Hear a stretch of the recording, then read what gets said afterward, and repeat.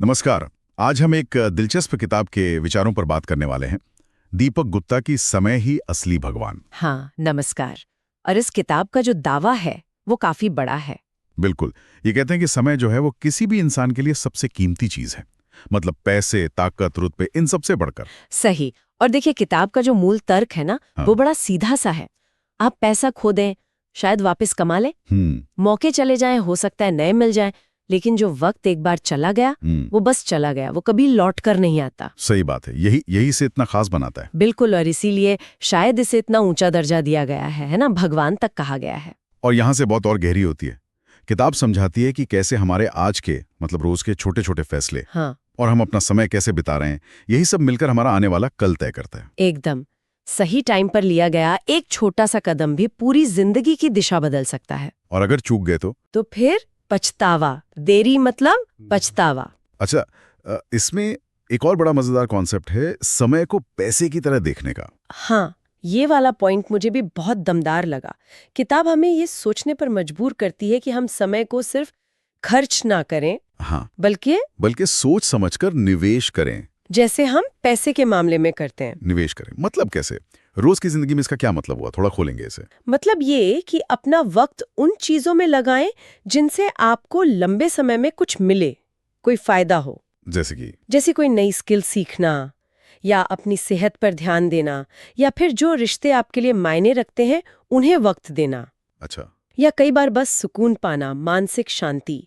ये एक active choice है, ये नहीं कि बस समय बह रहा है और हम बहते जा रहे हैं। हाँ, और किताब इस पर भी उंगली उठाती है कि हम अक्सर ये कीमती निवेश दूसरों को खुश करने में हाँ, बिल्कुल या फिर बिल्कुल ही फालतू की चीजों में उड़ा देते हैं। सही कहा।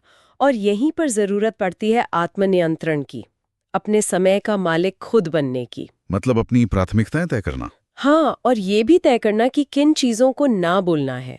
ये बहुत जरूरी है, वरना क्या होता है कि हम अनजाने में ही अपनी जिंदगी का कंट्रोल दूसरों को दे देते हैं। और आज के जमाने में तो ये और भी मुश्किल हो गया है। मतलब इतनी सारी चीजें हैं ध्यान भटकाने के लिए। बिल्कुल, फोन है, सोशल मीडिया है। हाँ। किताब इन्हें बड़े अच्छे से कहती है समय चुराने वाले चोर। समय चोर, वाह। हाँ, जैसे सोशल मीडिया पर घंटों स्क्रॉल करते रहना, या बेकार की गपशप, या ऐसी चिंताएं करना जिनका कोई हल हमारे पास है ही नहीं। तो किताब कहती है कि इन चोरों से बचो, पहचानो इन्हें और फोकस करो। आसान नहीं है ये, रोज की प्रैक्टिस चाहिए इसके लिए। बिल्कुल, रोज का अनुशासन। और इसका सीधा कनेक्शन सफलता से भी जोड़ा गया है। किताब मानती है कि जो समय की कद्र करता है वही आगे बढ़ता है। वो या कोई आर्टिस्ट, समय का सही इस्तेमाल ही असल में जीवन का सही इस्तेमाल है। लाइफ मैनेजमेंट एक तरह से। बिल्कुल, टाइम मैनेजमेंट असल में लाइफ मैनेजमेंट ही है। और यहीं पर वो सबसे अहम और शायद थोड़ा चौंकाने वाला विचार आता है, समय को भगवान मानना। हाँ, ये उपाधि थोड़ी बड़ी लगती है, भगवान। इसका क्या मतलब हुआ?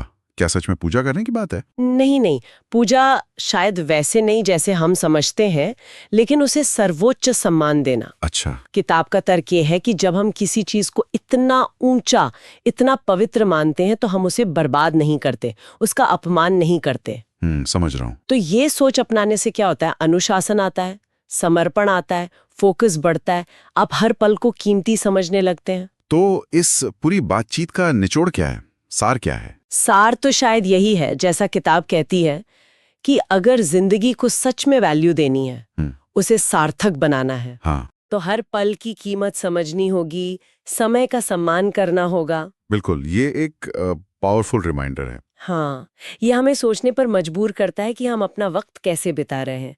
लेकिन यहाँ एक सवाल मेरे मन में भी आता है जिस पर शायद और सोचने की जरूरत है। बताइए। वो ये कि कोई इंसान ये कैसे तय करे कि उसका समय वाकई समझदारी से निवेश हो रहा है या बस खर्च। ये मुश्किल सवाल है। खासकर तब जब आपको काम, पर्सनल ग्रोथ, जरूरी आराम और अपने परिवार, दोस्तों के बीच संतुलन बनाना हो। वो महीन सी रेखा कहाँ खींची जाए? हाँ, कहाँ पर निवेश खत्म होता है और कहाँ से बस जिंदगी को जीना शुरू होता है। बिल्कुल, ताकि जिंदगी सिर्फ प्रोडक्टिव ना हो बल्कि जीने लायक भी लगे। ये एक ऐसा सवाल है जिसका जवाब शायद हर किसी को अपने लिए खुद खोजना होगा।